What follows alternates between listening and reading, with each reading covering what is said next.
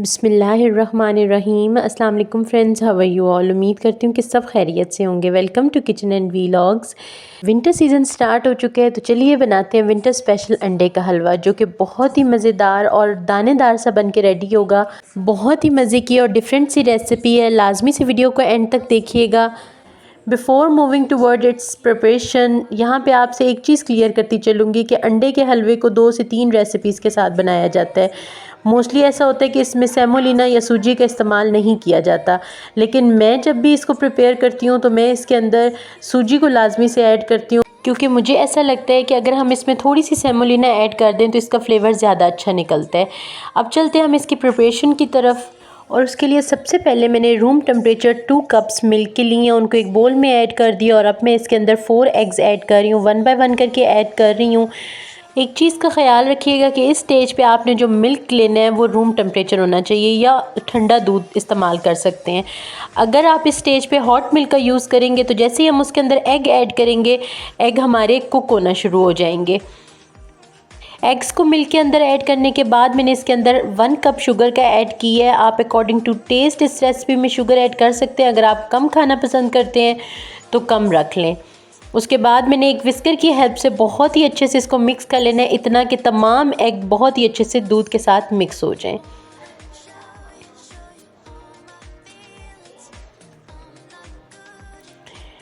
यहाँ पे मिल्क का कलर भी चेंज हो चुके हैं, क्योंकि सारे एग मिल्क के साथ मिक्स हो चुके हैं। तो अब चलते हैं हम नेक्स्ट प्रोसेस की तरफ, और उसके लिए मैंने एक कढ़ाई को स्टोव पे रखा है, और इसके अंदर मैं 3 से 4 टेबल स्पून देसी घी का ऐड कर रही हूँ। आप चाहें तो सिंपल घी का भी यूज़ कर सकते हैं, और हाफ़ कप सेमोलिना या सूजी का मैं इसके अंदर ऐड कर रही हूँ।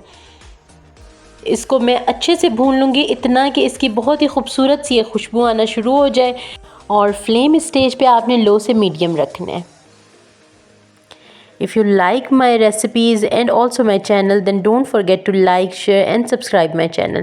Also hit the bell icon so you can get the notification of my new videos.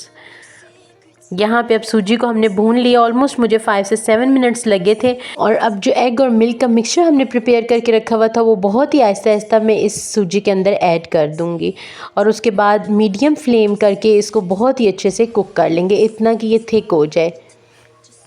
इससे पहले भी कई सारे हलवों की रेसिपीज़ मैं अपने चैनल पे अपलोड कर चुकी हुई हूँ, सो आप उनको भी लाजमी से देखें।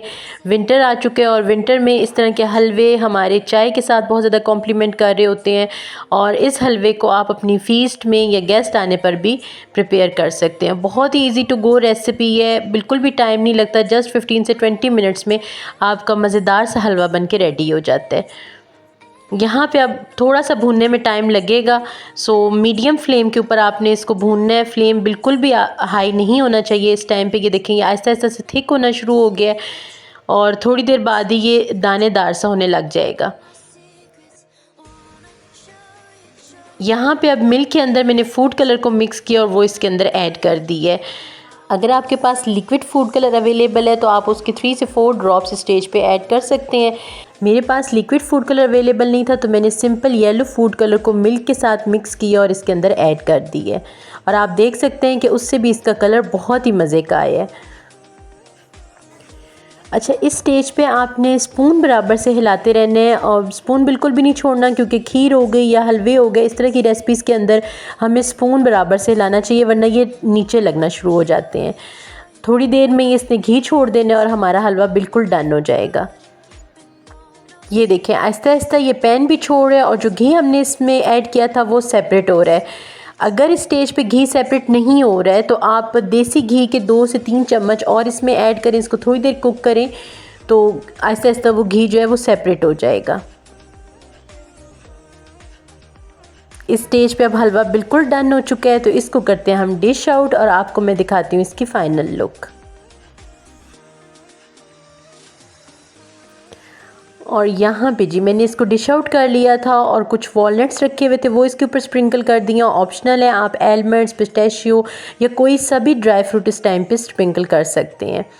ये रही हमारे आज के अंडे के हलवे की final look. I do hope that you love today's recipe.